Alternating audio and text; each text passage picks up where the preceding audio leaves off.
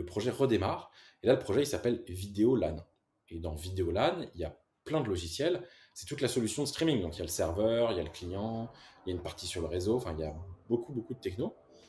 Et le client, qui s'appelle Vidéolan Client, c'est une sous-partie du projet, quoi. En février 2001, l'école autorise le truc à passer en open source après 2 ans de bataille avec les élèves. Et c'est à ce moment-là que la partie cliente, Vidéolan client, à qui des gens vont rajouter le support des DVD et des DivX, commence à être populaire. Donc c'est les élèves qui gèrent, mais tu as des gens qui sont à l'extérieur de l'école, qui sont grosso modo, je crois, un anglais et 2 hollandais, qui portent VLC sous Windows et sous macOS. Et donc ces mecs-là, en fait, ils lancent le projet. Et donc à ce moment-là, il y a des gens qui utilisent VLC, mais plus pour la solution de streaming vidéo sur un réseau local, donc ça s'appelait Vidéolan, mais vraiment en tant que Vidéolan client, pour lire n'importe quel type de vidéo.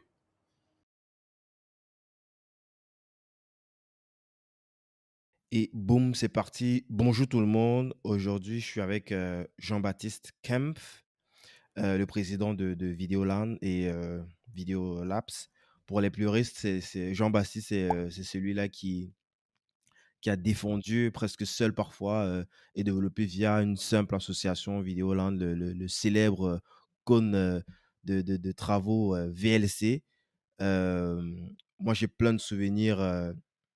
Quand j'étais encore dans mon pays natal au Cameroun, on utilisait ce logiciel pour écouter de la musique, pour regarder des films que l'on téléchargeait par-ci, par-là. Donc, il n'y avait pas encore YouTube, ou du moins, euh, on n'avait pas une connexion Internet qui nous permettait d'accéder justement à ces logiciels online euh, pour pouvoir checker les vidéos. Donc, salut Jean-Baptiste, ça va? Salut Guy, très bien et toi? Super. Bah, merci encore d'avoir accepté mon invitation. Je trouve que le logiciel VLC avec son logo iconique et des téléchargements qui se comptent pas en millions mais en milliards est une histoire méconnue du grand public. C'est pour cela que je tenais absolument à discuter de cela avec toi. Ce logiciel est toujours libre d'accès, gratuit si je ne me trompe pas. Euh, si tu me corriges? Non, non, c'est bon. Yes. Euh, On va évidemment essayer de comprendre ton parcours d'ingénieur. On va parler de plein d'autres sujets aussi, notamment l'écosystème French Tech, si tu es OK avec ça. Mais avant, je te propose, si tu le veux bien, de te présenter succinctement, mon cher Jean-Baptiste.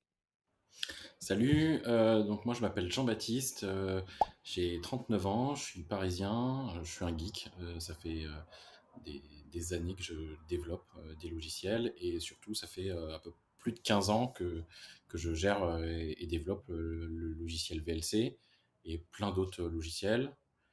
J'ai créé pas mal de startups dans la vidéo et puis voilà. Yes. Donc, il y a très peu de logiciels avec un tel succès dans le monde comme VLC. Euh, Mais est-ce que tu peux revenir un petit peu sur ton parcours avant VLC? Tu es originaire d'où? T'es de Paris? Bah, moi, je suis parisien. J'ai vécu dans le sud-est de Paris, dans le 13e, pendant très longtemps. J'ai fait des études assez classiques, collège, lycée, puis une classe prépa pour entrer en grande école d'ingénieur en France. Je voulais faire de l'informatique assez tôt parce que j'ai commencé à programmer en sixième parce que j'avais mon prof de maths qui m'avait fait un peu de programmation lorsque j'étais à l'école française de Florence, parce que j'ai vécu un an à Florence en sixième. Et puis, ben, voilà, j'ai été beaucoup plus sur l'administration de machines et bidouillage informatique que programmation jusqu'à ma grande école. Et puis, bah, en fait, au moment de passer les concours, j'ai eu d'écoles et notamment j'ai pris celle qui me paraissait la plus cool, qui était Centrale Paris. Et c'est à Centrale Paris qu'est né le logiciel VLC. Donc à Centrale, j'ai géré le réseau étudiant donc tout ce qui était administration, réseau et système. Et puis, petit à petit, j'ai commencé à m'impliquer dans le projet VLC. Yes.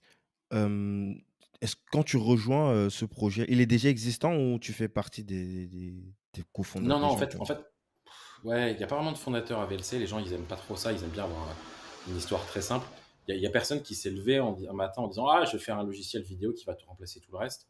C'est pas du tout comme ça. En fait, c'était un projet étudiant qui a été géré d'année en année et dont l'origine, elle date de 94-95.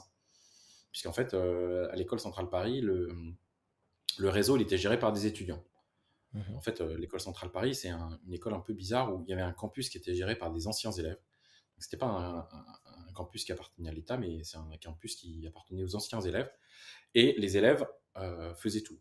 La télé, la radio, la et comment c'est possible cafétéria. que c je en fait, je crois que je comprends pas bien. Ça appartient aux anciens élèves, c'est-à-dire, Ouais, parce le qu'en fait, mobilier, le l'école truc? centrale, ouais, exactement. En fait, l'école centrale, elle était à Gare de Lyon à un moment, et ils ont dû la déplacer parce elle faisait pas assez d'ingénieurs après-guerre.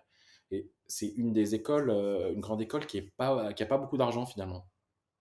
Et donc, ils ont dit, bah, il faut mettre un endroit où il y a de la place, et ils voulaient l'envoyer à Clermont-Ferrand. Et ça s'appelait école centrale, donc elle va à Clermont-Ferrand, hein, c'est pas con. Et les anciens élèves, en fait, ont acheté le terrain, ont fait une association qui s'appelle l'association des anciens élèves, Ah ouais. et ils ont dit à l'État, va construire sur ce terrain ton école, et nous, on construit le campus. Donc l'école, en fait, c'est un bâtiment public, mais Mmh. c'était sur un territoire qui appartenait en fait à une association, quoi. Ah ouais, c'est c'est impressionnant ça. OK. Et donc, résultat, tous les services aux élèves étaient sur le campus, gérés par des élèves.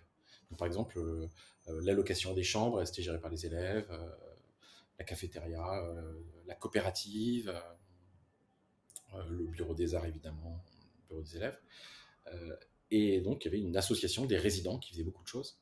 Et dans les années 80, il y a un réseau informatique, Token Ring, donc des technos antidiluviennes. Mais à l'époque, très peu de gens font du réseau informatique. Et ce réseau est géré par une association qui s'appelle VIA, comme Vivre l'informatique autrement. Et et voilà. Et c'est une association d'élèves qui gère ça. Et en fait, le réseau, il devient trop lent, et ils ont besoin, notamment pour jouer aux jeux en ligne, en 94-95, le début, c'est là où on va voir les Doom, les Duke Nukem, etc. Ils veulent un nouveau réseau. Et l'école leur dit, écoutez, moi, je ne peux pas vous financer votre nouveau réseau parce que, d'abord, vous allez l'utiliser pour jouer, mais surtout, c'est le campus, et le campus, ça ne nous appartient pas. Donc, allez voir ailleurs. Et les élèves, en fait, ils vont voir ailleurs, et ils vont voir notamment IBM, 3Com et Bouygues, parce que ça a été construit par Bouygues, ce, ce campus. Et ils se retrouvent avec les gens de TPS, TF1, je sais pas, qui leur dit le futur, c'est la vidéo sur satellite. Et c'est du numérique, le satellite, mais ça coûte très cher. Là, il y a 1500 étudiants, il faudrait acheter 1500 décodeurs satellites et 1500 antennes. Tu vois déjà dans les cités HLM, là, combien c'est moche d'avoir toutes ces antennes. Mmh. Et surtout, ça coûte très cher. Donc là, l'idée, c'était d'avoir seulement une antenne et de reprendre tous les flux et de les rediffuser sur un réseau local. Alors, ça paraît logique aujourd'hui. Là, on est en 95. Et les Ouais. ordinateurs, c'est des Pentium 60 et des Pentium 90, des 486 DX33 à 66 MHz. Décoder de la vidéo en temps réel, c'était absolument imaginable. Tu avais des cartes d'accélération spécifiques pour faire ça. C'est sûr, 10 ans après, il y a YouTube, on a eu un changement Ouais. important, mais Je jusque-là, crois que ma génération, ils ont pas connu ça. non, non, c'est vraiment. Et voilà. Et donc, ils lancent ce projet, et 96-97, et ça fonctionne. Et donc, ils ont une grosse antenne satellite, ils prennent le flux, et ils le renvoient, ça crache. Et bon, c'est pas grave, et le projet, il aurait pu s'arrêter là. Les élèves ont leur nouveau réseau, qui s'appelle le Network 2000, et on aurait pu, mais peut-être qu'on aurait dû d'ailleurs s'arrêter là.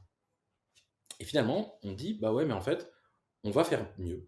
Et en 98, fin 98, donc quasiment un an après, il y a des étudiants qui reprennent le projet en se disant, en fait, on va le rendre open source et on va le réutiliser parce qu'il y a d'autres gens qui ont besoin, en fait, d'avoir un réseau vidéo multiplateforme. Et donc, on va le faire comme ça. Et le projet redémarre. Et là, le projet, il s'appelle Vidéolan. Et dans Vidéolan, il y a plein de logiciels. C'est toute la solution de streaming. Donc, il y a le serveur, il y a le client, il y a une partie sur le réseau. Enfin, il y a beaucoup, beaucoup de techno. Et le client, qui s'appelle Videolan Client, c'est une sous-partie du projet, quoi. C'est pas du tout le focus principal. C'est ce que nous, on Et utilise pour lire des vidéos en local sur exactement. nos Et en fait, ordinateurs. en février 2001, l'école autorise le truc à passer en open source après 2 ans de bataille avec les élèves. Et c'est à ce moment-là que la partie cliente, Videolan client, à qui des gens vont rajouter le support des DVD et des DivX, commence à être populaire. Et notamment, il y a des élèves, donc c'est les élèves qui gèrent, mais tu as des gens qui sont à l'extérieur de l'école, qui sont, euh, grosso modo, je crois, un anglais et 2 hollandais, qui portent VLC sous Windows et sous macOS. Et donc, ces mecs-là, en fait, ils lancent le projet. Et donc, à ce moment-là, il y a des gens qui utilisent VLC, mais plus pour la solution de streaming vidéo sur un réseau local, donc ça s'appelait Videolan, mais vraiment en tant que Videolan client, pour lire n'importe quel type de vidéo. Et à ce moment-là, Videolan client se renomme et s'appelle VLC. Donc cette histoire, c'est une histoire longue et compliquée, parce que c'est une histoire qui commence en fait dans les années 80 avec le premier réseau Evia, et puis le deuxième réseau où on trouve une justification en disant on va mettre de la vidéo parce que ce sera trop pour le réseau. Ça légitimera le fait qu'il faut racheter un nouveau réseau, et que ce truc relance un projet qui s'appelle Videolan, qui ne devient open source qu'au bout de 2 ans quasiment, et dont un des sous-projets c'est Videolan Client qui va devenir VLC. Donc il n'y a jamais eu un mec qui s'est fait ouah, je vais faire VLC, ça va être génial. C'est une suite de trucs qui viennent. Et d'ailleurs, certaines des raisons pour lesquelles VLC a été populaire, c'était pas exprès, quoi. C'était pas fait pour ça. C'est une conséquence de cette histoire un peu rocambolesque. Yes. À chaque étape, comment est-ce que ça se finance? Parce que forcément, Ça c'est... se finance pas, c'est facile. C'est que des bénévoles, il n'y a pas d'argent. Facile. Ouais, mais comment est-ce qu'on mutualise autant de personnes? Parce que ça demande quand même assez de ressources. Comment est-ce que, sans argent, on réussit à mutualiser Bah non, parce qu'en fait, c'est tout ce qui est open source, c'est des communautés qui se mettent ensemble. T'en avais beaucoup en 80, fin des années 90, début des années 2000. Les meilleurs développeurs, ils allaient dans l'open source et ils bossaient sur leur temps libre, le soir et le week-end. Et en fait, tu as un noyau dur de 2 3 personnes qui montent un projet, et tu as des gens qui arrivent et qui rajoutent des fonctionnalités. Et VLC rentre typiquement là-dedans. Et en plus, là, tu avais des étudiants qui étaient en école d'ingé, qui avaient encore pas mal de temps pour coder. waouh, Donc, tu n'as pas besoin de beaucoup de ressources. En tout cas, pour c'est démarrer le projet. ça, c'est impressionnant. Et pour ce qui concerne le logo, tu as une idée, comment est-ce que, Ouais, bah, qui ce l'a logo, tu fait? vois, ce logo, c'est typiquement une connerie d'étudiants sur un campus qui se sont tapés une barre et qui ont rigolé sur un cône, et puis qui l'ont mis dans un logiciel qui à l'époque, il n'y avait pas grand monde qui l'utilisait. Mais aujourd'hui, c'est devenu tellement une icône que tu ne peux pas le changer. Ah Et ouais, évidemment, donc c'est pas un truc qui a été théorisé, parce que en fait, c'est difficile de trouver la cohérence entre pourquoi ce il n'y en a cône aucune. et pourquoi. Il n'y en a aucune. Ça n'a aucun sens. Mais en même temps, c'est génial. Parce qu'en fait, c'est tellement différent que tu le remarques. Et donc, mais personne s'est dit, ah, je vais faire un cône, ça va être pour dire que c'est en chantier, les gens vont le reconnaître. Juste, c'était Yes. un logiciel fait par des étudiants qui se sont tapés une barre. Moi, quand je suis arrivé, il y avait une collection de cônes. Moi, j'arrive en 2003 à Centrale, donc 2 ans après que ce soit passé en open source. Mais là, il y a déjà un culte du cône, hein. Ils se sont tapés des craquages et c'est assez rigolo. Il y avait des collections de cônes.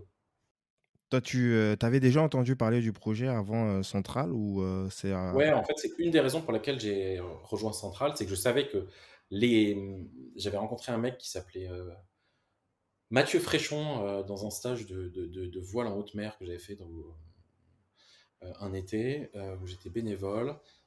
C'était pour mon BAFA, je crois. Et le mec, en fait, était à Centrale. Et il me dit, ah, Centrale, c'est super cool. Il y a surtout une super organisation qui fait du réseau et ils sont super sympas.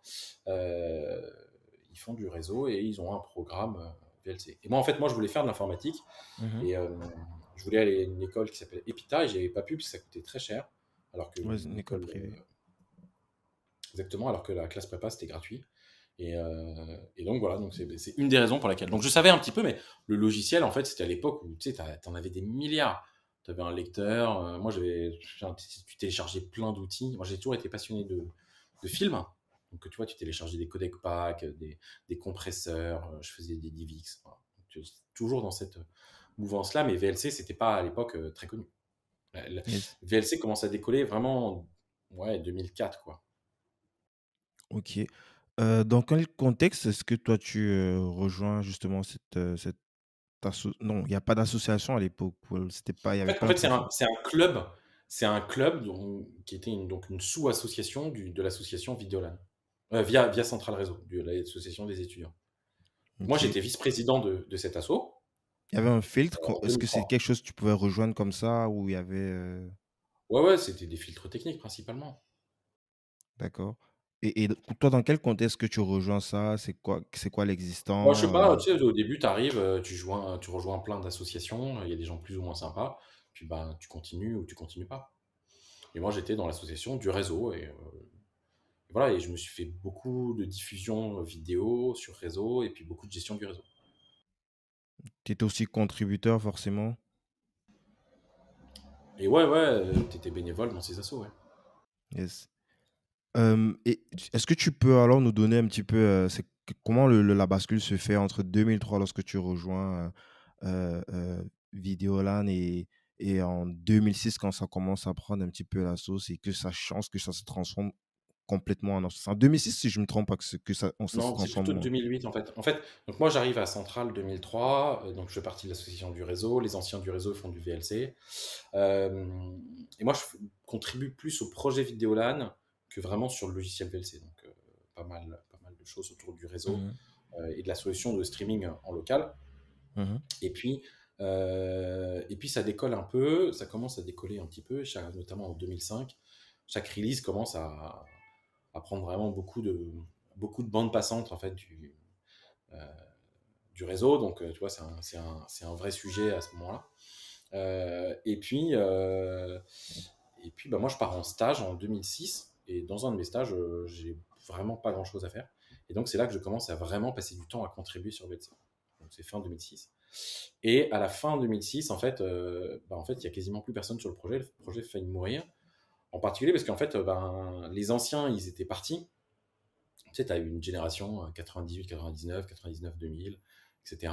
Et puis, vers 2003, 2004, il y a un peu un changement d'organisation dans l'école et il y a moins d'utilisateurs et moins de développeurs qui sont motivés. Et surtout, les trucs les plus simples ont été faits, donc maintenant, chaque modification, elle va être de plus en plus difficile à faire. Mmh. Donc, c'est ça qui prend beaucoup de temps. Et donc, VLC, et donc en février 2007, ouais, il y a vraiment plus grand monde. Donc, là, à ce moment-là, moi, je passe du temps à coder. Et puis, à partir de ouais, 2007-2008, moi, je bosse un an aux États-Unis. Et quand je reviens, j'essaie de remonter une structure. Donc, je crée une association. C'est là où je crée l'association Videolan. Et je transfère un peu tous les assets de l'école et du réseau de centrale, de Via Central Réseau, dans l'association Videolan. Les noms de domaine, Ça les se fait, armes. facilement? Il y a pas parce que jusqu'à preuve du contraire, ça reste la propriété de l'école, non? Bah non, ça se passe assez bien parce que l'école a considéré que c'était open source, donc il n'y a pas grand-chose.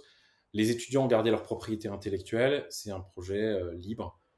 Et j'ai surtout en 2006, il y a Free qui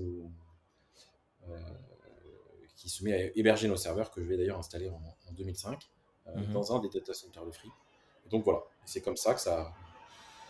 Bénévolement Oui, ou? ouais, ouais, ouais, bien sûr. Ouais, attends, c'est pas monstrueux, hein, c'est 2 heures de serveur. Hein. On n'a pas une infrastructure de malade. Et voilà, et donc c'est comme ça qu'on transvase. Et puis en 2008, est créée l'association.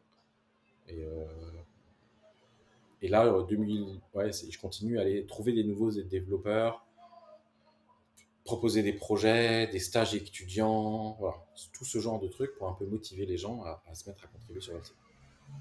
Mais au niveau de l'association, est-ce que les gens qui rejoignent, ils bossent toujours bénévolement ou là, tu es obligé d'aller Toujours, chercher, l'asso, elle n'a du pas cash d'argent. pour Ouais, non, en fait, tu gagnes pas d'argent avec VLC. Le VLC, il est pas payant, donc tu n'as rien de spécifique. Ouais, mais comment est-ce que tu leur pitches ça? Moi, c'est un univers qui m'a toujours un petit peu impressionné, l'écosystème, heu free, avec, ses open source. D'où est-ce que les gens ils trouvent cette motivation de taffer parce qu'ils taffent vraiment à fond mais gratuitement, quoi? Bah, il y a des gens le soir, ils jouent à World of Warcraft. Bon, bah, il y a des gens le soir et ils codent. OK, C'est pas bien différent, hein. d'accord.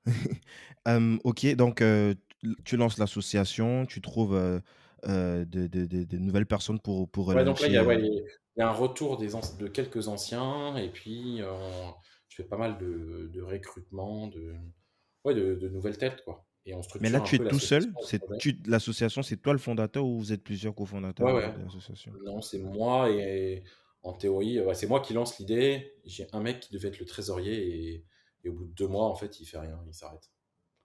Donc Ouais, donc je me suis tu es quasi seul pour lancer tout ça, réorganiser, trouver les nouvelles ressources et puis, les launcher et sur, ça prend chaque beaucoup de projet. temps parce qu'en plus, moi, je code, notamment toute la partie Windows, qui est donc le plus gros partie de VLC et la partie, graphique de VLC, donc ça prend beaucoup de temps. Heu et ouais, donc je gère, les histoires légales parce qu'on a quand même pas mal d'histoires légales, de noms de domaine, de serveurs, de plein de gens, en fait, pour vraiment aider le projet, quoi. Yes. Toute la partie, ouais, refaire le site web, et cetera. Donc je passe beaucoup de temps là-dessus. Mais et en parallèle, tu bosses, non? En parallèle, j'ai vu que tu es Ouais, ouais, passé en par parallèle, j'ai un vrai métier, ouais. Donc, d'abord, je suis consultant en 2008 jusqu'à 2009. En 2009, je rejoins une start-up qui s'appelait Fairplay Interactive pendant à peu près 2 ans et demi, mmh dont je suis le CTO. Je fais ça la journée et je code, sur VLC le soir et le week-end et les vacances. Et puis, en fait, VLC, la boîte, elle va pas bien et VLC me prend de plus en plus de temps. Donc, en fait, quand il y a vraiment plus d'argent, j'abandonne, la boîte parce qu'il n'y avait pas du tout L'association, d'intérêt. tu veux dire? Non, Ah là, non, non, tu parles de la startup pour laquelle tu bossais? et donc je décide de monter une start-up autour de VLC où on va faire que du VLC. Ouais, mais c'est quoi la proposition de valeur de la C'est des startup? services Puisque là autour. Pour le moment, en fait, tu vois, je commençais déjà à avoir plein de clients qui me demandaient des modifications de VLC, du consulting, plein de genres de choses comme ça autour de la vidéo. OK, et c'est ça que tu as mutualisé au sein de la startup que tu as créée à côté. Là, on parle de Video Lab. Exactement. Donc là, c'est fin 2012, enfin début 2013, quoi. Donc ouais, c'est 4 ans et demi après l'assaut. OK, et les clients, ils viennent principalement, des utilisateurs, de VLC ou Ouais, des corporates, ouais, des grosses boîtes qui ont besoin de soit de VLC spécifique, soit d'intégrer une techno vidéo dans leur, SDK, dans leur application, dans tout ça. et c'est toujours basé Et sur si VLC ou jamais, ce sont des projets ouais, vraiment, marque blanche, ouais, quoi? 80%, 80% c'est basé sur le moteur de VLC. Ouais. Et là, avec ces ressources, on est capable de ramener des gens sur. Et c'est là où on se met à porter VLC sur Android et sur iOS. Ouais, mais du coup, ça veut dire, quelque part, c'est ta boîte, ta startup qui finance en partie, le Si pôle tu veux, ouais. l'association, Ouais, mais c'est pas pareil. C'est qu'en fait, c'est ma boîte qui est un des contributeurs au projet. Mais le distributeur, c'est toujours Vidéoland. OK, mais du point de vue financier, c'est parce que ça reste quand même une ressource, ça reste quand même des ressources internes de ta startup qui a pour objectif quelque part quand même de faire de l'argent que tu déploies. Est-ce que ça te met pas en difficulté quelque part ou du moins dans une situation, compromettante vu que là tu es complètement à ton propre compte, tu as plus une autre boîte à côté où tu bosses pour pouvoir, heu, assurer ton lifestyle? Non, non, c'est pas trop gênant. Parce que, parce que les clients, en fait, souvent, ils ont besoin d'un truc qu'on. Enfin, ça, c'est plutôt des accélérateurs de roadmap, quoi. Des gens qui Mmh. veulent faire un truc que de toute façon on aurait fait. Donc, la plupart du code qui est produit dans la boîte, il est reversé à l'association. Donc, c'est win-win pour tout le monde. OK, et dans cette boîte, tu es tout seul ou tu as des associés? Bah, d'abord, c'est moi qui l'a créé. Puis j'ai deux de mes gars, enfin deux des gars qui me rejoignent. Et puis après, on va passer, ouais, vers 4-5. Puis après, vers 8 ou 9. Et puis bah, après, on grossit, quoi, tous les ans, un peu régulièrement. jusqu'à atteindre Là, 10 c'est ou juste des 12 ans. collaborateurs ou ils ont des parts dans la boîte? Non, non, c'est des développeurs. En fait, la boîte, les parts, ça vaut pas grand-chose. Tu t'as pas de dividendes, en fait. Donc, ça OK, sert pas à grand-chose d'avoir des parts de la boîte. OK. Donc aujourd'hui, tu es toujours, président, de l'association et de ta boîte Ouais, ouais. et c'est De mes quoi, boîtes. OK, des 2 boîtes. Donc aujourd'hui, c'est quoi, l'association? C'est quoi les actifs actuels aujourd'hui? Est-ce et c'est q s vous bossez sur quoi actuellement? Vous Bah, bossez encore sur VLC? l'association, elle continue à développer VLC. Donc, VLC, il y a des updates en permanence sur Android, sur iOS, sur Windows. Tu sais, as toujours des nouvelles versions de Windows, des nouvelles versions de Mac, nouvelles versions de. En fait, tu as énormément de maintenance et puis il y a toujours des nouveaux trucs à faire. Il y a toujours des résolutions plus grandes, des nouveaux types de vidéos. Donc, en fait, il y a un travail important sur VLC, ouais. Yes. À côté, tu as bossé sur, en tout cas, j'ai vu que tu as launché, tu étais CTO pour Shadow. Tu peux nous dire un petit peu ce que c'est? Et cette aventure, de quelques mois, comment est-ce qu'elle s'est terminée? Alors, Surtout le contexte, dans avant, quel contexte est-ce que tu rejoins, Shadow? avant Shadow, en fait, j'ai lancé deux autres startups qui font la même chose que ce que j'ai fait sur VLC et sur FFmpeg, donc, qui est donc la, une structure à côté autour d'un autre projet open source qui s'appelle FFmpeg. Donc voilà, bon, à chaque fois, j'ai une asso et une boîte qui est là pour accélérer le travail de l'asso et qui a des vrais clients. Et c'est vrai que il y a 2 ans, en fait, on m'a contacté pour être CTO de Shadow, qui était donc un PC Windows dans le cloud, un peu orienté gamer pour faire du cloud gaming. Et ils n'arrivaient pas vraiment à gérer leur base techno, qui était très compliquée. Et, c'est grosso modo, tu mets un gros ordinateur dans un data center et puis tu fais le rendu et tu encodes la vidéo du rendu du bureau et tu l'envoies en streaming. Et voilà. Donc c'est comme ça en fait que les problématiques, elles étaient très proches de celles de VLC. Parce que c'est de la vidéo, c'est cross-platform, tu dois être sur Android, sur iOS, sur Windows, sur Mac. Et, voilà. Et donc, il me propose de venir. Puis moi, j'étais habitué à gérer des équipes de 20 à 25 personnes. Et donc, il me demande de venir pour gérer, pour avancer, parce que la boîte, elle avance plus, quoi. Et OK. notamment, techniquement, c'est vraiment compliqué. Donc, j'arrive pour un peu réactiver et redynamiser cette boîte. Mais en fait, pendant que le reste de la direction s'occupait de lever de l'argent. OK. La boîte, elle était possédée par qui? C'était un groupe de personnes, une boîte? On est un groupe de personnes et des investisseurs classiques. Ils avaient levé beaucoup d'argent, 120 millions. Ah ouais, OK. Voilà. Et ils réussissent pas à faire la levée, et donc la boîte, elle part en redressement judiciaire. Et moi, en fait, moi, je me fais assez bien voir de la communauté parce que en fait, la boîte en interne, c'était infernal. Les gens, ils se battaient pour rien. Il y avait des gens très très bons, des développeurs très très bons, des gens très motivés. Et au-dessus, il y avait du management assez mou, assez mauvais. Et donc, euh, qui aimait bien siloter et empêcher les gens de se parler dans la boîte. Donc, c'était Mmh. très, très, très, très, très compliqué. Combien de personnes à peu Et près? ouais, 120 quand j'ai join, 120. Ah ouais. Mmh. Et voilà. Et donc moi, je m'occupe à refaire la tech. Et notamment, il y a plein de produits qui ship, quoi. Le double écran, la version Chrome, la version Mac ARM. Alors, plein de choses qui avaient été demandées par la communauté depuis très longtemps. Et les devs, les avaient quasiment tout fini, mais tu vois, il fallait un peu juste organiser et prendre des décisions et faire des choix, ce que j'ai fait. Mmh. Et une fois que tu arrives à la fin, euh, au bout de 4-5 mois, donc il y a plein de nouvelles features qui arrivent. Les gens sont assez contents, mais il n'y a plus d'argent et donc ça part en redressement judiciaire et donc au tribunal de commerce. Et là, comment est-ce que ça se passe? La boîte, elle va être dépécée, elle va être, En fait, il faut retrouver un acheteur. Et donc là, là, il y a Octave Klaba d'OVH qui connaissait bien la boîte, commence à se positionner. Mais tout ce système-là de rachat de boîte, c'est un truc un peu opaque.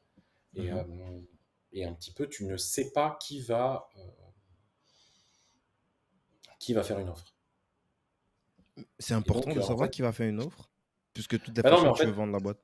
Ou non, c'est important parce que tu veux peut-être garder toute l'équipe, quoi. Et donc, tu as intérêt à ce qu'il y ait une petite bataille entre les repreneurs. Si tu as un ok, repreneur, il va prendre ce qu'il veut de la boîte et il sera tout seul et c'est tout.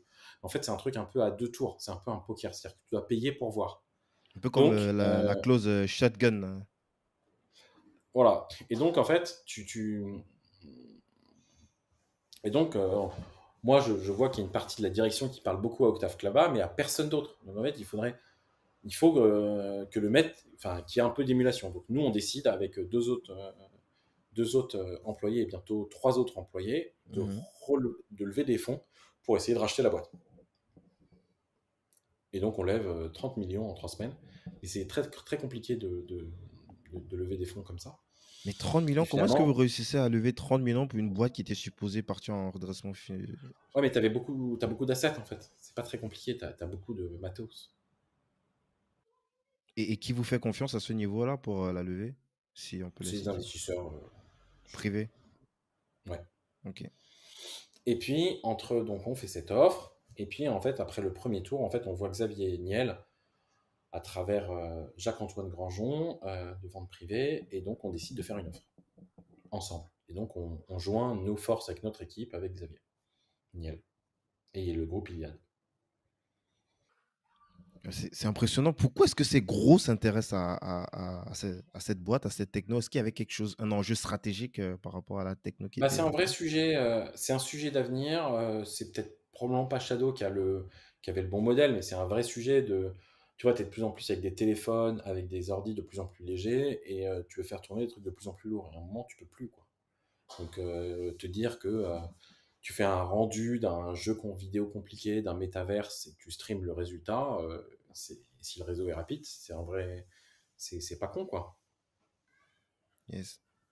Donc, Et donc, voilà, donc c'est intéressant. Et puis, il y a pas mal d'abonnés, il y a 100 000 abonnés, donc. Donc, ah ouais, ouais, ça, il y a ça. il y a voilà, donc c'est intéressant de faire ça. Yes. Donc là, tu Et donc décides voilà, de te mettre avec et donc on perd, Xavier Niel. voilà, et puis bah, on va jusqu'au bout, et puis on perd parce que nous, on met 4 millions d'euros, et puis l'autre équipe, ils ont mis 5 millions, et bah, voilà. Tu peux pas surenchérir. C'est une fois, tu fais ta propale Non, et c'est puis. ouais, c'est le deuxième, en fait, ouais, c'est ça, tu préenchéris, puis le deuxième fois, voilà, donc, et donc, comme l'administrateur, en fait, lui, il récupère de l'argent en pourcentage du prix de vente, bah, il pousse évidemment par l'endroit où il y a le plus d'argent, ce qui est logique. Mhm. Et après, bah, tu peux plus rien faire. Donc voilà, Ben, donc ça c'est c'était toujours une l'aventure histoire Shadows. d'argent. Ça peut être un prix plus bas, mais peut-être le projet, tu le trouves Bah, intéressant. normalement, nous on avait un meilleur projet et puis on était soutenu par les employés qui étaient là pour soutenir les emplois, enfin, tu vois, pour lancer le projet. Donc en théorie, non, ça aurait dû. Parce que l'autre, il peut payer plus cher et il décide de virer tout le monde quelque part. C'est un peu chaud, quoi. Et bah oui, mais justement, le fait que. D'ailleurs, la première offre qu'avait fait Octave Klaba, il récupérait que 70 personnes. Mais comme nous, on était en face, bah, il a dû reprendre quasiment toute la boîte. Donc tu vois, en fait, ça améliore les offres. Les prix, ils allaient les mettre 300 000 euros. Là, ils ont dû mettre 5 millions. Donc tu vois, c'est quand même important qu'il y ait de la compétition pour améliorer les offres. Ok. Voilà, Donc, donc l'histoire Shadow, ça dure à peu près une année. Entre le moment où j'ai join en août et jusqu'au moment où ça s'est fait fin avril, mai, les histoires après tu vois, pour quitter la boîte, etc. Ça m'a pris à peu près un t'as an. pas voulu rester lorsqu'il a repris Ah non, il voulait la pas de boîte. moi. Il était vexé que j'ai osé faire une offre contre moi, contre lui, Ah donc il a ouais. pris tout le monde dans la boîte sauf moi. Et Ok. ça s'appelle être un gamin, tu sais. J'imagine que vous n'êtes pas les meilleurs potes aujourd'hui, quoi. Je le connais même pas ce type, putain. Je le Ah ok, connais pas. t'as pas eu un échange directement avec lui, quoi, pendant la négociation. Ouais, si, on a parlé, mais moi je trouvais que ce qu'il voulait faire de la boîte, c'était pas incroyable. Ok. Mais surtout, je voulais pas qu'il y ait qu'une seule personne qui rachète la boîte. Et puis, résultat, ce qu'ils en ont fait, c'est pas incroyable, hein. Là, on est quasiment un peu plus d'un an après. Ils ont toujours. Parce qu'un des gros avantages, disons, d'OVH, c'était d'avoir plein de matériel. Ils sont toujours avec le même matériel. Ils ont perdu un bon tiers des clients. Ils dépensent des fortunes en marketing, ils réussissent pas. Euh, Et qu'est-ce ouais, qu'ils ont donc c'est fait? pas. T'as un peu suivi la suite? Ils ont Rien. killé le projet ou ils l'ont intégré Non, non, ils complètement continuent. Donc Ils ont rien fait. la marque, elle existe toujours, quoi. Si, si, ils ont fait un rebranding, ouais. Ils ont travaillé sur le rebranding, mais sinon, il y a les mêmes fonctionnalités, il n'y a rien de nouveau, quoi. ils font de la com sur des trucs que nous, on a développés. Waouh, regarde, on a mis le double écran en production. Ouais, bah, ça fait 6 mois que c'était là. Donc, ouais, je sais pas très bien. Et puis, les gens sont là de se faire chier, ouais. Ce qui est normal. Toi, qu'est-ce que Ouais, tu en tires de cette mini-aventure? Ça n'a duré qu'un an, ouais, c'était certes, très mais... Alors, c'était un an très intense quand même. Bah, écoute, moi, j'ai trouvé ça très cool. J'ai appris pas mal. Il y a vu tout ce bordel qui était le redressement le rachat de société. Donc, ça, c'est un vrai sujet intéressant. Et puis, sur Shadow, ben, ouais, gérer des équipes qui sont un peu plus grandes et un peu plus compliquées à gérer niveau management que ce que je faisais avant. Yes. Tu penses qu'il y a est-ce que tu aurais des astuces à partager pour une boîte qui est comme ça au bord du redressement? Est-ce qu'il y a des trucs comme ça qu'on peut rapidement activer pour éventuellement Non, peut-être éviter il n'y a pas de tips en fait, ça dépend trop du business, quoi. Donc là, régulièrement, j'ai des startups françaises qui vont pas bien, qui m'appellent, justement, parce qu'elles ont vu ce que j'ai fait avec Shadow. Mais il y a pas de type qui marche partout. Il y a quelques astuces et surtout bien comprendre le process judiciaire qui est complètement opaque. Et pourquoi justement c'est opaque? Pourquoi il y a pas une transparence? Parce que l'idée, la justice, elle a intérêt à ce que la boîte, qu'elle revienne, je sais pas, qu'elle reprenne, qu'elle se relance? Bah oui, mais donc ça marche bien. Ça suffit pour eux. Toutes les boîtes, elles se font racheter. Non, ils sont ravis. Il n'y Ouais, a mais pas des fois au vraiment détriment des employés, au détriment surtout pour, Ouais, il mais y a des sinon, boîtes même qui sont spécialisées, qui attendent ce genre d'occasion justement pour faire du build-up. ouais, mais en fait, il se justifie en disant si on fait rien, la boîte, on va perdre l'ensemble des boulots. Donc, il vaut mieux récupérer la moitié des emplois que rien. Ce OK. qui peut, ce qui peut, ce qui peut se comprendre. Mais c'est très difficile de retourner ce qu'on appelle du retournement d'entreprise, c'est assez difficile. Et surtout dans la tech, il n'y en a pas beaucoup. Il y en a beaucoup dans l'industriel, mais en tech, il n'y en a pas beaucoup.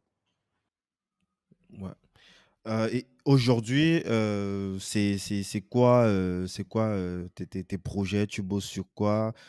Sachant que tu es toujours, comme tu l'as dit précédemment, président de VLC, de la sauce et de ta boîte, heu Ouais, donc ouais, j'ai toujours les assos Vidéolan, FFmpeg et puis quelques boîtes autour, hein. Il y en a 3-4 qui me prend une partie. Donc c'est toujours la partie open source vidéo. En ce moment, je bosse un peu dans des grosses boîtes et des petites boîtes. Soit je fais de l'audit, donc je fais pas mmh mal d'audit de start-up. Je fais pas mal d'audit technique. Et en ce moment, tu vois, j'ai une longue mission chez Vente Privée où je définis un peu toute la partie architecture, c'est quoi la vision tech de la boîte, où est-ce qu'ils vont aller. Euh, voilà, donc un peu de conseils. Et puis, ben, je suis en train de lancer des nouveaux projets euh, autour de la vidéo. Un truc un peu autour du Web3 et un autour des technologies comme Shadow. Donc voilà, donc je lance un peu des projets et puis ben euh, voilà, c'est un peu ce Tu que je nous fais. en Mais j'ai parles un petit peu pour, des ce que nouveaux tu projets, lances non, c'est pour le compliqué. Web3. Est-ce que c'est déjà, qu'est-ce que C'est tu un en peu penses compliqué. toi qui, quand même a débuté, sur internet, qui a vécu quand même, les différentes crises, que ce soit dans les années 2000. Quel regard est-ce que toi tu as sur cette tendance, du Web3, peut-être avant de nous dire un peu plus sur ce que tu lances? Ouais, je pense qu'il y a il y a plein de trucs intéressants, il y a plein de trucs sur le distribué, puis il y a plein de charlatans, donc mais un peu comme à chaque fois, donc c'est des cycles. C'est intéressant, je pense qu'il y a des vraies utilisations intelligentes d'une blockchain, c'est-à-dire d'un réseau de partage distribué dans lequel on ne peut faire confiance à personne, mais on fait confiance à tout le monde. Donc ça, c'est un vrai Mmh. sujet. Je pense que évidemment, 80% de ce qu'on voit, c'est vraiment de la merde. Mais Et ouais, je pense. mmh et pour la vidéo, qu'est-ce que Bah, tu l'enjeu vois, il y a un de... vrai sujet. Il y a un vrai sujet au-delà de tout ce qui était blockchain. Il y a tout un vrai sujet sur les mondes virtuels. Que tu appelles ça métaverse, Second Life, Minecraft, ou je sais pas quoi. Et donc là, il y a un vrai sujet, notamment de la vidéo. Et de la vidéo, comment est-ce qu'on va l'intégrer sur. Ouais. Donc évidemment, aujourd'hui, il y a une dimension quasi très très financière autour de tout ça et de spéculation, qui est la partie désagréable. Et puis, tu as plein de choses plus ou moins intelligentes qui se développent. Donc, il y a des sujets vidéo là-dessus. J'imagine que c'est là où toi tu te situes avec peut-être ton nouveau Ouais, ouais, moi je fais projet. quasiment que des projets autour de la vidéo, ouais. À part ce que je fais là en ce moment dans l'audit de start-up et chez vente privée, je fais quasiment que des sujets vidéo. Et tu me donnes un ordre d'idée. Est-ce que l'idée c'est de lancer à chaque fois des projets en marque blanche pour des entreprises ou alors c'est d'avoir un J'ai pas de, produit y a pas de, qui s'adapte y a pas de réponse. Il n'y a pas de réponse pour le moment. Ah, c'est pas, Moi, tu communiques pas publiquement dessus. Non, mais surtout, ça dépend. Tu vois, ça dépend des projets, ça dépend de ce que je fais. Ok. Moi, je veux apprendre des nouveaux trucs. Tu vois, j'ai fait tout ce qui était server-side avec FFmpeg, tout ce qui est client avec VLC. J'ai fait pas mal de trucs sur le réseau. J'ai fait pas mal de trucs sur tout ce qui était 8K. On a fait des versions VLC pour la VR. On a fait des trucs en AR. On a fait des plugins VLC pour Unity, pour Unreal, dans des moteurs de jeux vidéo. On a écrit un mini moteur de jeux vidéo. Euh, on a fait des trucs sur la recommandation vidéo, on a développé un Shazam pour la vidéo, j'ai fait des outils autour du Web3, des NFT, euh, j'ai fait des trucs à très basse latence, j'ai fait des trucs sur le Shadow, qui est donc de la vidéo d'un desktop à distance, j'ai fait du contrôle de drone à distance. Quoi. Tu vois, t'as Mm. plein de sujets intéressants autour de ça. Mais toi, qu'est-ce qui te drive à titre perso? Est-ce que c'est parce que Bah, moi, j'aime si bien on prend juste le l'informatique. cas de VLC, on parle quand même des milliards de téléchargements. Clairement, si c'était une entreprise, une start-up, c'est que Ouais, c'est mais il un n'y aurait pas gros des monstre, milliards de quoi. téléchargements. Ça serait un Ouais, mais gros justement, monstre. ouais, mais tu vois, en fait, VLC, ça a été populaire parce que c'était gratuit. Tu n'auras jamais payé pour un lecteur vidéo. D'ailleurs, tu payes pas pour les lecteurs vidéo, tu payes pour Netflix, tu payes pour Disney+. Donc, il n'y aurait pas les millions de téléchargements, les milliards de téléchargements, si c'était payant. Donc, tu vois, en fait, c'est facile de refaire le monde, mais tu ne peux pas toujours. Mais toi, ça te titille pas un peu d'aller comme ça chercher, mais Si, vraiment si, bah, c'est pour ça businessment que parlant, d'aller j'ai lancé chercher un plein truc? d'autres. C'est pour ça que j'ai lancé plein d'autres projets, mais tu vois, j'ai plein de projets qui marchent et il y en a qui marchent pas. Quoi. Mhm. Yes. Ok, je crois qu'on a fait un petit peu le tout. Il y a des questions que j'ai oublié de te poser. J'en sais rien. C'est toi qu'il faut demander. Bah, dis-moi, comment aujourd'hui, toi, est-ce que tu progresses justement? Parce que tu as dit, tu as envie d'apprendre plein de choses encore, surtout dans cet univers Web3, de lancer de nouveaux projets. Comment est-ce que tu rentres justement dans ces nouveaux univers-là? Comment tu apprends? Comment est-ce que tu Alors, le grandis? premier truc, c'est que moi, je me force à ne pas avoir d'a priori. C'est-à-dire que tu vois, tu sais, tu dépasses 30, 35 ans et après, tous les nouveaux trucs, c'est de la merde. Et toi, tu sais, les vieux cons, quoi. Tu passes de mec enthousiaste à vieux con. Et tu Donc, quel moi, âge? je C'est travaille pas indiscret? 39. Tu vois, Ok. donc, moi, je me force à. Je teste énormément de produits. Mais genre, vraiment beaucoup. Mais je teste, évidemment, tous les trucs de réseaux sociaux, toutes les apps de dating, alors que j'en ai pas besoin, hein, mais juste pour apprendre. Ouais, Je suis marié depuis des années et des années, ouais. mais pour apprendre Boulot, boulot, les c'est nouvelles professionnel. technos. Ah ouais, mais la veille techno, c'est un vrai sujet. Hein. C'est un Mhm, vrai sujet pour moi. Donc je passe beaucoup de temps là-dessus. Et tu vois, par exemple, moi j'ai TikTok, j'ai utilisé ça hyper tôt. J'utilise pas, je l'utilise plus, mais tu mhm, vois, j'avais testé le produit très tôt. Euh, Moi, j'ai quasiment, enfin, tu vois, c'est simple. Hein, maintenant, j'ai plus aucune app de réseaux sociaux. Euh, j'ai que les sites web de Facebook et de LinkedIn et de Twitter et j'y vais assez peu finalement mhm. maintenant. J'ai très peu d'apps, toutes ces apps, tu vois, je les teste et puis je les dégage. Mais au moins pour savoir ce que c'est.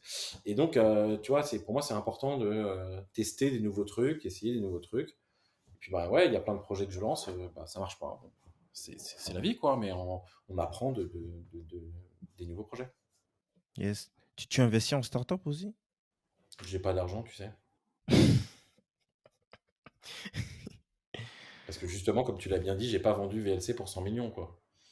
Ouais. C'est quoi les parties les plus difficiles, de ton job, de ta vie? C'est quoi le plus dur?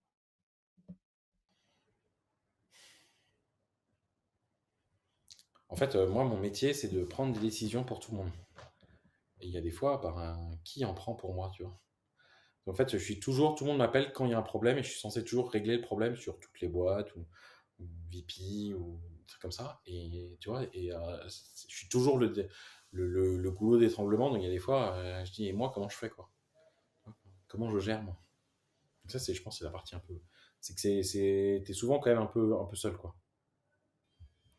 Et t'as des débuts de J'aurais solutions pour ça? Je sais pas, des coachs ou... Ouais, mais je sais pas, mais tu vois, moi j'ai monté donc Videolabs, maintenant c'est tu vois, toutes les boîtes que j'ai montées, bah, je sais pas, c'est des petites boîtes, elles font 3 4 millions de chiffre d'affaires, ouais, ça doit faire 3 millions, toutes ces boîtes-là, de chiffre Mhm. d'affaires. Mais c'est que du conseil, donc il faut aller chercher les gens, il faut aller trouver de nouveaux clients, et c'est non-stop, non-stop. Et dès qu'il C'est y a de un trou, bah l'intelligence que tu vends, quoi. C'est pas des logiciels que tu vends à scale. voilà, exactement. Donc en fait, c'est fatigant parce que, mais ça reste open source, tu vois, c'est pas une ESN ou une SS2I là qui vendent de la chair à pâté, tu vois. On fait de Mhm. l'orfèvrerie, on fait de la très haute qualité. Donc c'est très difficile. À toi, quand il y a un client, ça va pas, tu as un vrai problème financier et puis le problème financier, bah, il faut bien payer les gens à la fin du mois. Donc tu vois, et c'est à toi de te démerder. Enfin, c'est à moi de me démerder. Il y a personne qui va venir m'aider. J'ai pas un investisseur à qui je peux dire, aide-nous, quoi. Yes. Donc voilà, donc cette partie-là, qui est vraiment de petite PME de logiciels, ouais, c'est vraiment, vraiment fatigant. Et j'ai personne pour m'aider, quoi. T'as combien de personnes au niveau de Video Labs, au niveau de ta boîte, ta startup? Trentaine, Ah ouais, ok. Ça en fait. c'est un peu compliqué, mais en fait, il y a plusieurs structures juridiques, il y a Videolabs, mais en grosso modo, c'est 30 personnes. Mhm. Mais je veux dire, en tout cas, les gens qui sont pas des prestataires, des gens qui sont sous ta responsabilité directement, qui bossent pour toi en tant qu'employé. Ouais, ouais, mais même, c'est difficile à définir. Tu sais, t'as des gens, ils sont en CDI, t'as des gens, ils sont pas en CDI parce qu'ils sont à l'étranger, mais en fait, c'est comme s'ils étaient en CDI. T'as des gens qui sont autour de l'association, tu vois, t'as Mhm. des stagiaires Yes. longs. C'est pas difficile d'avoir un vrai nombre, mais c'est une trentaine de personnes. Parfait. Tu as des regrets? Non, ça sert à rien Pro, les hein. regrets. Je parle sur la partie pro, bien sûr. Non, non, il y a il y a plein de gâchis autour de Videolan. C'est-à-dire que bah, il y avait un YouTube avant YouTube, il y avait un Twitch avant Twitch, il y avait plein de solutions et elles ont pas été prises au sérieux. En tout cas, elles n'ont jamais été développées. Donc là, il y a un vrai sujet autour ouais, autour de Videolan qui est un peu des choses un peu dommages. Euh, Mais et puis sur Videolabs, ouais, j'aurais peut-être dû faire un peu différemment. Bon, enfin, pour moi, faut apprendre quoi. Il n'y a pas d'autre façon que de faire. Donc regretter, c'est pas bien parce qu'après, ça t'empêche de vivre. Donc j'ai pas Yes. beaucoup de regrets. Tu penses qu'il y a encore des positions à prendre euh, Forcément. avec VLC par rapport à ce que, Avec par exemple, VLC, YouTube fait, tu vois? ouais, mais regarde YouTube maintenant, putain, il y a de la pub partout, c'est infernal. C'est que Bah des petites justement, vidéos. VLC qui reste un truc quelque part, C'est entre guillemets, pour le c'est un peuple. peu. Ouais, et puis surtout la vidéo, elle est. Ah putain, c'est des vidéos de plus en plus clickbait. C'est des vidéos de 10 minutes, alors qu'en fait, elles devraient durer 30 secondes. T'as quelques mecs qui font de la qualité, mais même pour eux, enfin, maintenant, enfin, ils ont de la pub dans le flux. Euh, Ouais, mais imagine un truc open source, un petit peu. Enfin, Google a un modèle économique, bien évidemment, mais quelque part, quand tu regardes dans sa façon de s'exécuter, c'est plus un moteur de réponse qu'un moteur de recherche. C'est-à-dire, il est quand même axé plus sur l'utilisateur, l'expérience de l'utilisateur, euh, que d'autres modèles où ben, tout ce qui intéresse, c'est juste de vendre de la pub, tu vois. Et c'est un petit peu ça, un peu le modèle Ouais, mais en de fait, le VLC problème, qui c'est est que les très gens, ils veulent. produit. Ouais, mais c'est très difficile parce qu'en fait, c'est des questions de droit de contenu. D'ailleurs, tu vois, tu as Netflix, tu as Disney+, enfin, tu vois, c'est des mastodontes de contenu et l'argent, elle est en centaines de millions, voire en milliards. Donc, on n'est pas du tout dans la même échelle. Donc, c'est très difficile d'arriver avec un modèle qui vient complètement. Bah, euh, YouTube, ils sont passés dans le casual, quoi, et voire l'hyper casual, euh, avec des gens qui sont des semi-pros, quoi. En dessous, bah, finalement, tu as des gens un peu, tu as du TikTok, quoi. Les gens, ils font des micro-trucs, 10 secondes, 30 secondes. Et puis après, tu as les trucs un peu longs à la Netflix. Mais tu vois, c'est que des boîtes, des grosses boîtes, soit américaines, soit chinoises. Il y a énormément d'argent qui ont été injectés. Et c'est des boîtes qui, pendant très longtemps, n'ont pas gagné d'argent. Donc, ouais, c'est des modèles qui sont difficiles à aller challenger. Ouais. mais je pense qu'il y a il y a des trucs à faire. Et surtout, je pense que là, ça devient de plus en plus chiant, c'est que tu as besoin d'avoir Netflix, YouTube, Hulu, Disney+, Amazon Prime, donc ça, tu commences à devoir jongler entre les trucs. Yes. Mais toi, qu'est-ce que tu penses justement de ça, de cette domination de ces gros acteurs versus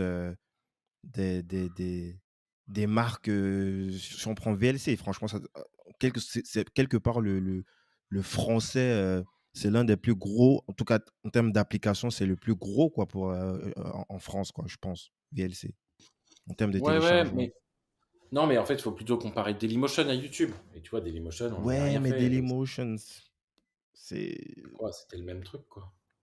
en plus avant Ça a YouTube, pas hein, fait plus tard. Dailymotion, c'était avant YouTube et puis, et Bon, toi, je pense que qu'est-ce leur, que tu penses de ça, le fait est-ce que tu penses à un combat perdu d'avance, le fait d'avoir des fleurons, nationaux pour, entre guillemets, aller chercher une sorte d'indépendance, et non, c'est pas perdu d'avance, non, mais c'est vrai que c'est compliqué aujourd'hui, hein. Ah, tu sais, les boîtes, des boîtes tech mondiales, en B2C, il n'y en a pas beaucoup, hein. même, celles qui existent, elles sont généralement financées par des fonds, américains ou Ça, canadiens. limite, ouais, ouais, si, mais c'est pas le truc le plus grave. Le plus embêtant, c'est que c'est difficile de faire des vrais produits. Parce que l'intelligence il y a, la connaissance il y a, la preuve, si tu regardes dans ces grosses boîtes, américaines, ben tu as toujours un Frenchie quelque part qui pilote le truc, quoi, tu vois? C'est ça le truc, Ouais, mais c'est une question. Il faut avoir de l'argent, d'investissement, il faut avoir une vraie fibre produit, s'intéresser à l'utilisateur, tu vois. Et ça, on n'est pas très bon là-dessus en France. yes. Du coup, est-ce que tu aurais, une fierté à nous partager? Bah non, je crois, de toute façon, c'est vrai que c'est un peu. VLC, c'est dingue comme histoire. Le nombre de téléchargements qui se chiffre en milliards, le nombre d'utilisateurs encore aujourd'hui qui se chiffre en centaines de millions. Ouais, ça, c'est assez dingue. Donc je suis assez fier de le faire, surtout avec des équipes de ouais, 5-10 personnes, tu vois. C'est vraiment tout petit, petit. Où tu es capable d'avoir un site web qui a l'air pas ridicule à côté de sites web de grandes boîtes qui coûtent des fortunes, où tu es capable de répondre à diffuser dans l'ensemble de la planète, un logiciel qui est traduit dans plein de versions, qui tourne sur tellement d'OS que tu peux même pas tous les compter. Enfin, tu vois, VLC, la dernière version de VLC, elle marche toujours sous Windows XP. Les derniers Ah softs de Microsoft, ouais! ils marchent même pas sous Windows 8, quoi. Enfin, tu te rends compte? Windows C'est-à-dire que tu te XP. rends compte que nous, on fait plus d'efforts pour les plateformes Microsoft que Microsoft. VLC, ça tourne sur plus de plateformes que Chrome. Tu vois, VLC, ça tourne sur Apple TV, ça tourne Apple TV, enfin Chrome, ça tourne pas sur Apple TV. Enfin, tu vois, plein de trucs comme ça qui fait que c'est quand même assez incroyable ce qu'on a fait avec VLC. Et, et on fait plus pour les utilisateurs que des boîtes, même des grosses boîtes, voire même des grosses GAFAM Mmh. qui veulent même pas. Voilà. Donc là, ouais, je suis assez fier de ce qu'on fait. Après, c'est vrai que bah, c'est un modèle qui est compliqué parce que les gens font de plus en plus de streaming vidéo. C'est quoi la place de VLC dans le streaming vidéo? Ouais, c'est difficile. Et surtout parce que la difficulté, c'est pas la tech. La tech de VLC, elle est très bien. Le problème, c'est le contenu. Où est-ce qu'on va récupérer du contenu? Tu vois, j'ai pas 10 milliards à investir pour faire un concurrent Netflix. Mais tu as de la ressource, Parce que humaine. la difficulté technique de Netflix, c'est pas de la tech, hein, c'est la création de séries. Ouais, et pour ça, ils ont des fonds, mais toi, tu as des bénévoles, est-ce qu'il y aurait pas un je sais pas, moi, je me dis qu'il y a quelque chose quand même à creuser, toujours en gardant ce modèle d'indépendance parce que c'est ça qui fait aussi la Ouais, mais force de non. VLC. S'il faut Ouais, faire mais entrer des fonds, je pense que c'est plus la même histoire, c'est trop compliqué. Un VLC regarde, aujourd'hui, regarde. par exemple, est-ce que c'est quelque chose qui peut s'il faut créer un VLC aujourd'hui, est-ce que c'est possible encore aujourd'hui? Non. Pourquoi? Mais regarde, Netflix, chaque série, elle coûte 10 millions. Chaque série. Tu vois, c'est des chiffres. Tu vois, ils en sortent ils en sortent des palanquets. Donc, les investissements pour fabriquer du contenu, ils sont monstrueux. Yes. Tu aurais, des bouquins à nous recommander? 2-3 bouquins? Ouais, il y a The Design of Everyday Things, qui parle justement du design des choses du quotidien. Ça, c'est intéressant. J'aurais tendance à dire start with why, de vraiment te faire Mm. réfléchir à pourquoi on fait les choses. Donc ça, c'est un peu pour business. Et puis en non-business, le nom du vent de Patrick Rousseff, qui est un bouquin absolument génial. Yes, on va mettre tout ça en description. Start with Five de Simon Sinek. Est-ce que tu aurais un dernier mot pour cette génération? Quelque chose d'impérissable, une bouteille à la mer. Ouais, moi je pense qu'on peut faire encore plein de trucs. Ce que j'aime bien en ce moment, c'est avec en France, il y a la French Tech, quoi. C'est que après des années où c'était très dur de faire des startups, maintenant là tout le monde est encouragé à faire des startups. Donc ça c'est vraiment sympa. Bah, vous sous-estimez pas, vous pouvez faire des trucs super cool. Et, les gens, ils ont encore un peu trop peur de l'échec, ils ont un peu trop peur de lancer des trucs. Alors que bah, tu vois, VLC, c'est un truc qui a été fait par des étudiants qui n'étaient pas plus intelligents que la moyenne des étudiants. Et Yes, montrer qu'en fait, juste avec un groupe d'étudiants, tu peux faire un truc mondial et incroyable. Et ça, vraiment, yes. j'aime bien. C'est vrai qu'on n'a pas creusé Et il sur faut. l'écosystème French Tech. Moi, je me demande, est-ce que j'ai pas la sensation que tu es proche, tu es plus le mec qui va faire cavaler seul et tout. En tout cas, c'est la sensation que j'ai. Est-ce que tu as une En relation fait, les justement gens de avec la cet French Tech, ils écosystème? comprennent pas ce que je dis, ou ils veulent pas comprendre, hein, j'en sais rien. Mais moi, ce que je dis, c'est que la plupart des boîtes de la French Tech, c'est pas de la tech. C'est dommage, hein, Ah, c'est que c'est chaud ce que tu dis là quand même. Franchement, là, mais tu c'est vois. vrai. Mais c'est vrai. Que tu sois chaud ou pas, ça change rien, c'est vrai. Par contre, c'est des belles boîtes. C'est pas le problème. C'est des superbes boîtes. Mais ce qu'ils font, c'est qu'ils font des boîtes du 21e siècle. Donc, c'est des boîtes où ils mettent la tech au cœur. Et c'est pas des boîtes tech. Ouais, Uber, c'est pas j'ai une parlé boîte. de sans filtre au début de l'interview. C'est vraiment sans filtre là. Mais c'est vrai, Uber, c'est pas une boîte tech, quoi. Uber, c'est une boîte de taxi. C'est une boîte de taxi qui a fait un moteur tech de mise en relation. C'est comme ça que doit être une boîte de taxi au 21e siècle. Et d'ailleurs, quand tu regardes les métriques financières, c'est une boîte de taxi. Quand tu regardes Il faut que tu WeWork, nous expliques ça. Donc, tout le moteur qu'il y a regarde, derrière, pour toi, ça, c'est pas de la tech. mais c'est une sous-partie du business. C'est 2% de leur coût business. Et tu vas voir en France, et tu vas regarder Payfit, Alan, Conto, etc. Tu vois, la moitié des gens qui bossent là-bas, c'est des gens qui font customer success. C'est des sales. C'est des gens qui vont aux clients. C'est quoi C'est une boîte normal. tech? C'est quoi une boîte tech? Ah, voilà, c'est une bonne question. C'est quoi une boîte tech? Et là, tu vas te rendre compte que des boîtes qui font vraiment des tech. Donc, faire de la tech, c'est de la tech. C'est d'ailleurs la définition quand tu prends le crédit impôt recherche, c'est de faire quelque chose dans lequel tu n'es pas sûr en démarrant que tu vas y arriver. D'accord? Donc, c'est ça la définition. C'est-à-dire que tu arrives, si tu prends l'état de l'art, tu ne peux pas savoir ce que tu vas faire. Donc, l'exemple, Shadow, au moment où ils ont commencé, c'était de la tech, quoi. T'écris du C, t'écris du C++, tu te poses la question, t'as pas la solution. Aujourd'hui, on se met tous les deux et on veut faire un concurrent à Conto ou à n'importe quelle autre startup. Je te promets, en une semaine, on a le plan, on a la roadmap, on sait comment on va coder. On peut même te dire comment tu vas faire les features. Il n'y a aucun, il y a aucun verrou technologique à lever. Uber, il y a zéro verrou technologique. Et regarde, WeWork, c'est encore mieux. WeWork, qui te fait, ouais, tu comprends, là, là, on est une boîte tech. Non, t'es pas une boîte tech. D'ailleurs, tu regardes tes statements financiers, c'est que du CAPEX. Donc, par définition, c'est exactement, t'es une boîte d'immobilier, t'es une boîte d'investissement en immobilier, qui le fait moins mal parce qu'elle gère la tech. Mais tu n'es pas une boîte tech. Et d'ailleurs, c'est super marrant, là, tu sais, il parle de fintech, insurance tech. Non, en fait, vous êtes des insurance et vous utilisez de la tech. Mais vous faites pas de la tech, quoi. Alors, c'est quoi des boîtes tech? En France, un bon exemple, c'est Predileance, Earthcube. Ils font des moteurs de machine learning pour du NLP. Bah, ça, c'est un truc, ouais, c'est velu, quoi. Tu as des boîtes, Tu connais notamment en Hugging bio, Face? ouais, Hugging par Face. exemple, Hugging Face, Predileance, tu vois, qui sont deux boîtes de machine learning en France. Les deux fonctionnent très bien. Plateforme.sh aussi de.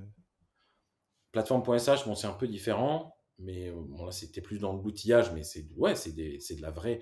C'est du vrai outillage tech, quoi. Pour des techs, pour monter un cloud. Voilà, t'as des Clever Cloud. En bio, on a pas mal de trucs en France en bio. Un Mhm. truc qui s'appelle DNA Script. On a eu Insect. Voilà. Donc ça, c'est des trucs, quand tu démarres ta boîte, tu as un verrou technologique. Tu peux avoir une bonne idée de comment tu vas faire, mais tu n'es pas sûr. Une boîte qui est une énième marketplace, une énième. Je prends un secteur business de la vie, de l'assurance, de la banque, de l'éducation, j'en sais rien, de la santé, du, du, du boulot, et je vais simplifier les process, enlever les intermédiaires et automatiser avec de la tech. Ce ne sont pas de la tech. C'est-à-dire que c'est un problème business, c'est un problème super intéressant, mais c'est pas des boîtes tech. Et en fait, ils sont vexés parce que mais non, on fait de la tech. Non, tu fais pas de la tech. Tu me fais une API REST enfin, c'est pas de la tech. Ouais, c'est mieux que de bosser chez AXA. 1 milliard de fois, on est d'accord. On va jamais bosser chez AXA. Voilà. On n'a rien Il n'y a pas de contre AXA, débat. on les embrasse. Mais ouais, mais on s'embrasse. Mais bon, enfin, tu vois, enfin, c'est des mecs qui sont incapables de bouger, quoi. Et la seule façon dont ils sont capables de faire la moindre innovation, c'est d'acheter des boîtes. Enfin, des boîtes typiques du CAC 40. Donc, c'est super de faire ces boîtes et je suis ravi. Et c'est ce que je t'ai dit au début. Moi, je trouve que c'est génial, la French Tech et toutes ces boîtes-là, parce que ça aide les gens à faire des startups et à bosser dans des petites boîtes ou des boîtes qui fonctionnent différemment, où on challenge le statu quo. Et je suis ravi que la plupart des gens qui sortent d'écoles de commerce, d'écoles d'ingé, d'informatique, ils ont envie d'aller bosser dans des startups. C'est trop bien, c'est comme ça qu'on change le monde. Malgré tout, ce sont des innovations de business model, ce sont des simplifications grâce à la tech, mais ce ne sont pas des boîtes tech. Et voilà. Et donc, quand il dit ça, il se vexe. Mais non, on fait de la tech. Bon, dégage. Voilà. Et donc, ça, c'est le débat que j'ai à chaque fois. Alors maintenant, ça s'entend de mieux en mieux. Ouais. Parce que maintenant, en fait, il y a une certaine maturité. Donc, les gens, ils comprennent. Ils font, ah oui, en fait, JB, c'est ça qu'il disait, etc. Mais au début, à chaque fois, Yes. et je le sais parce que j'ai encadré énormément de startups. J'ai été longtemps à Station F. J'ai fait des audits de plein de startups. Et franchement, enfin, il y en a plein. Ouais, c'est pas incroyable. Mais ça veut pas dire que ce sont des mauvaises boîtes. Enfin, je veux dire, il n'y a pas nécessité d'avoir à chaque fois de faire du SpaceX, quoi. Ou Ouais. de faire du Tu Tesla. t'es pas en train de mettre en opposition ou et c'est même pas un jugement de valeur. Donc c'est assez intéressant lorsque tu développes. C'est vrai que de prime abord, lorsque tu lâches que c'est pas des boîtes tech, donc là c'est un peu chaud.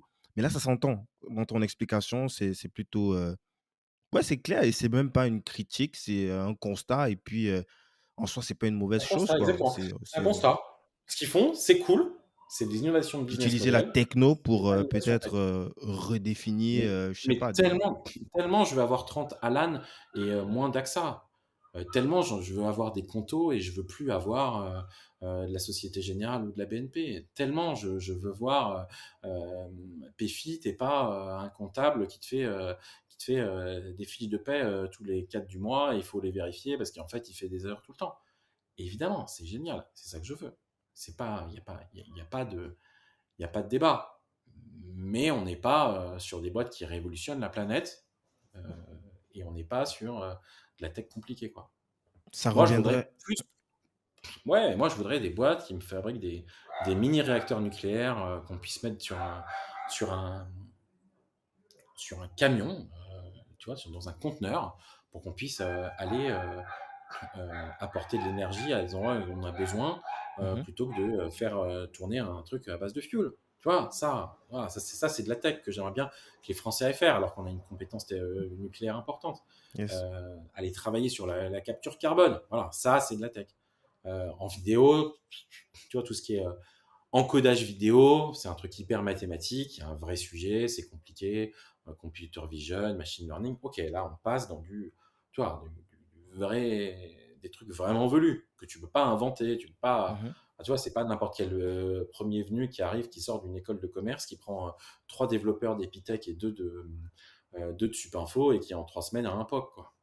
C'est très bien et ce qu'ils font est utile, Mhm. mais c'est pas. Il y a trop de focus là-dessus et il n'y a pas assez de focus sur ce que en fait les gens appellent de la deep tech. Voilà.